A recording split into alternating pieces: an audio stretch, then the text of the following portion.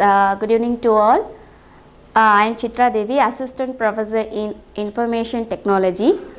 We are going to see the concept that is Python. Okay. So on before you learned more languages like C, C++, Java. Those languages you were learned before. Correct.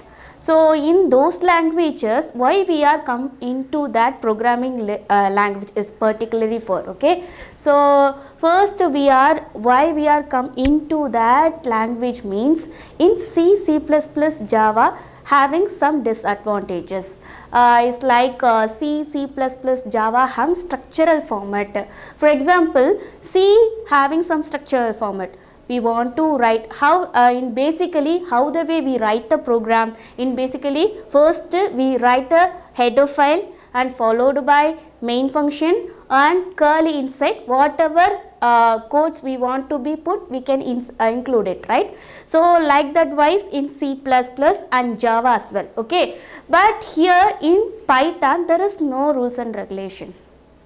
So here for example, we want to do some task. For example, additional take a additional what it is kind of task, arithmetic operation task. How many codes, line of codes it will be come in C, C++ and Java? It will be up to 10 and 10 plus code, line of code it will become, correct. So but in Python we can write the code into a file and it will be over. It can able to complete the code in that much line, okay. So in moreover, why we are come into that language means because we are not using as much code in Python and memory allocation also be very less memory allocation here we are using, okay. So see the concept. So this is Python. Who created Python? Guido van Rossum in 1989. So in basically some history is there. Why that programming language named as Java and named as C, C++, some historical concept is there. So likewise here also Python, some historical concept is there because the author liked the favorite show, that is Monty Python. So he is named that language as Python, okay. So this is also a high level language, interpreted language with easy syntax, dynamic semantics. So this all features, more features it's having. So see the features: open source, large standard library, OOPS concept, easy to learn, okay. So in open source, what do you mean by open source? Okay, open source means we can copy the code, we can reuse the code, okay. We can reuse the code mean for example, are you searched in searching what it is Chrome.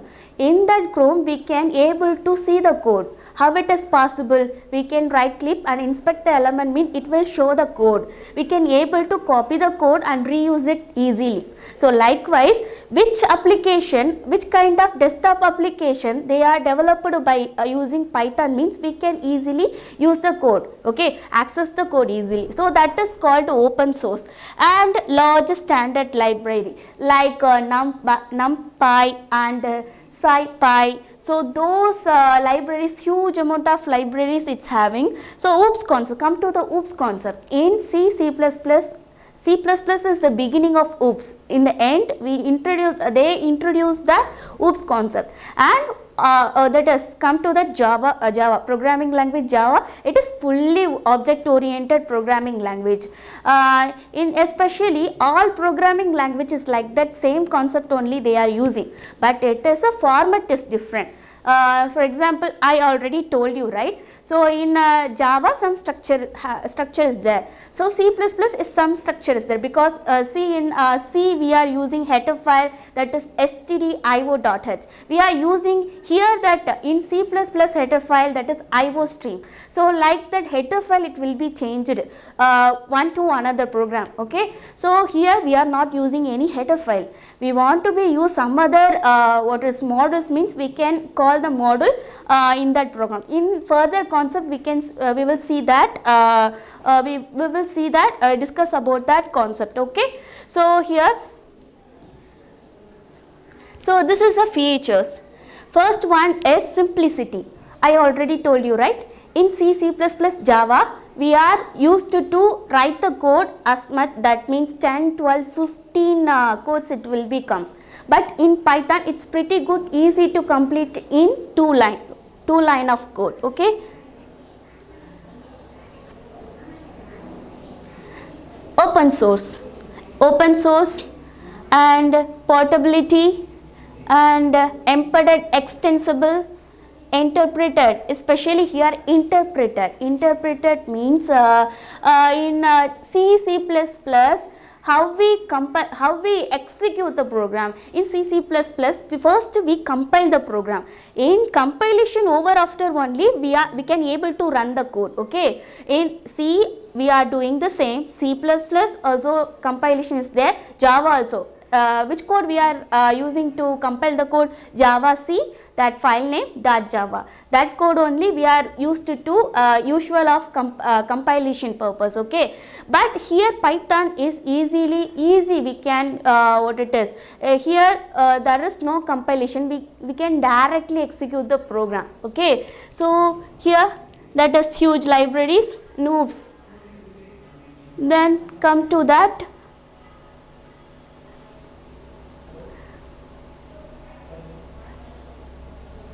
Okay, so nowadays in Java, what it is before in that particular time, Java developer is there. In before 2 years, the moreover MNC companies recruited Java developers, because on the time they don't know that Python features. Nowadays only they are know about what it is, that purpose of a Python language. Here in Google, Dropbox, BitTorrent and Raspberry, Netflix, those companies are using Python right now. That companies applications before written in Java, but now they are converted the code into Python because of easy to access and easy to modify. And this is a time consumption is very important, right? Basically why we are learning the programming language, because we want we are going to develop a project like in MNC's companies. You are going to place in some MNC companies. What actually they are doing a project, okay? In that project we are using a programming languages, those C, C++, Java, Python languages, okay? So in that project is it 6-month project, 3-month project, 1-year project is there, okay? So in for example, why we want to be use Python means okay, the same task, one task, management project, whatever project you will take, okay? So one project I gave to 2 persons. One is Santosh and another one is Shyam, okay? So this 2 persons, one is Shyam chose the Java programming language and Santosh chose the Python language, okay? Who one will complete the project first? Absolutely Santosh, okay, because he chose to that Python language. It is code consumption is very less and time consumption also be very less. So absolutely he only going to complete the project easily and quickly, okay? So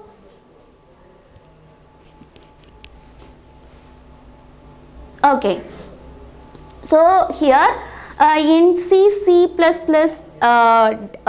programming languages, we are using different kind of data types. In first basic structure is what? First header file, that is stdio.h, and followed by main function, curly inside, initialization statement is there. Initialization statement means what? Which kind of variable we are going to use in this program.